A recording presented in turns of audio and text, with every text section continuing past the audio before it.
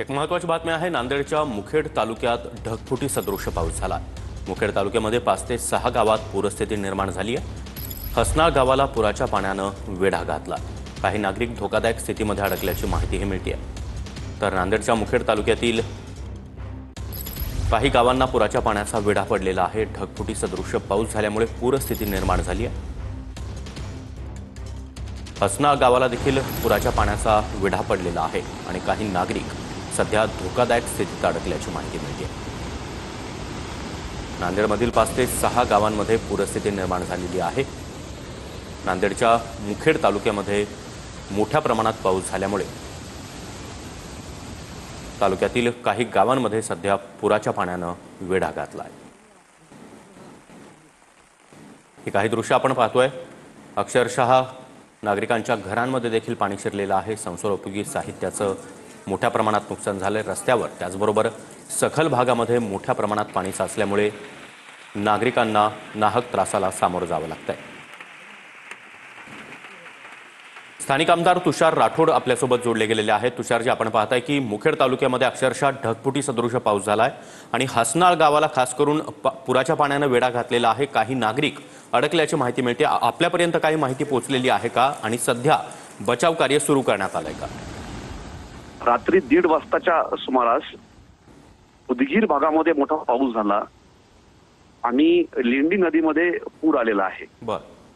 आणि लेंडी नदीवरील जे आंतरराज्यीय प्रकल्प आहे, या धरणाचे पहिल्या टप्प्याचे काम हे याच वर्षी आपण पूर्ण केलेलं आहे आणि 33% पाणी या धरणामध्ये आपण साठवायचं आपण त्याच्यामध्ये प्लॅनिंग केलं होतं।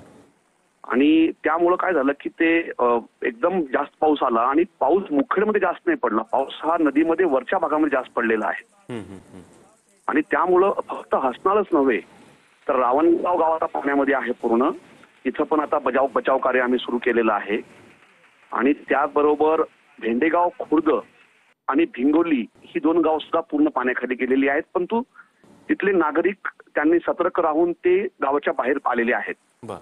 परंतु हसनाळ गावामध्ये अजूनही 7 लोक त्या एका घरावर अडकलेले आहेत।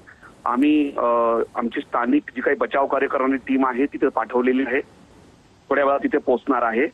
उपजिल्हाधिकारी तहसीलदार हे रावणगाव या ठिकाणी गेलेले आहेत। त्या ठिकाणी जवळपास 70 ते 80 लोक गावामध्ये अडकलेले आहेत। गावामध्ये 6 फुटापर्यंत पाणी साचलेलं आहे आणि अशी एकूण 6 गावं हे पाण्याखाली गेलेली आहेत। पार्शियली किंवा पूर्ण पाण्याखाली गेलेली आहेत। बचाव कार्य सुरू झालेले आहे, परंतु अजूनही आम्हाला मदत लागू शकते। जिल्हाधिकारी महोदयांशी बोलणं झालेलं आहे आणि सर्वच तालुक्याचे अधिकारी आम्ही सगळेजण सतर्क आहोत। नागरिकांनाही आम्ही सर्वांना सूचना केलेल्या आहेत की कुणीही आपला जीव धोक्यात घालू नये आणि सुरक्षित स्थळी सर्वांनी स्थलांतरित व्हावं असं आम्ही सर्वांना सांगितलेलं आहे। बरं राठोडजी, आपण स्वतः या गावाच्या परिसरामध्ये जाणार आहात का आणि सध्याची स्थिती स्थानिक लोकांकडून किंवा तुमच्या कार्यकर्त्यांकडून काय मिळते आहे? कारण मोठ्या प्रमाणात नागरिक अडकल्याचं कळतंय। नाही, आता लोकांना बाहेर काढण्याचं काम जवळपास आम्ही करत आहोत। आमचे कार्यकर्ते तिथे पोहोचलेले आहेत। फक्त मी जरा बाहेरगावी आहे। मी काही तासामध्ये तिथे पोहोचून जाईल। नक्कीच राठोडजी, तर या संपूर्ण गावांवर आपलं लक्ष असणारच आहे। धन्यवाद, तुम्ही आमच्याशी संवाद साधला त्याबद्दल। तर हे दृश्य आपण पाहतो आहोत। हसनाळ गावाला पुराच्या पाण्यानं वेढा घातलेला आहे। आताच तुषार राठोड यांनी दिलेल्या माहितीनुसार 5 ते 6 गावं ही पाण्याखाली गेलेली आहेत। जवळपास 6 फूट इतकं पाणी या गावामध्ये साचलेलं आहे, त्यामुळे नागरिकांच्या घरात देखील पाणी शिरलंय। अनेक गावांमध्ये काही प्रमाणात लोक अडकलेले आहेत, त्यांचं बचाव कार्य सुरू करण्यात आलेलं आहे। जिल्हाधिकारी, स्थानिक प्रशासन बचाव कार्यामध्ये लागलेले आहेत आणि काही नागरिक जे अडकून पडलेले आहेत त्यांना सुखरूपपणे बाहेर काढण्याचं शर्थीचे प्रयत्न सध्या केले जात आहेत।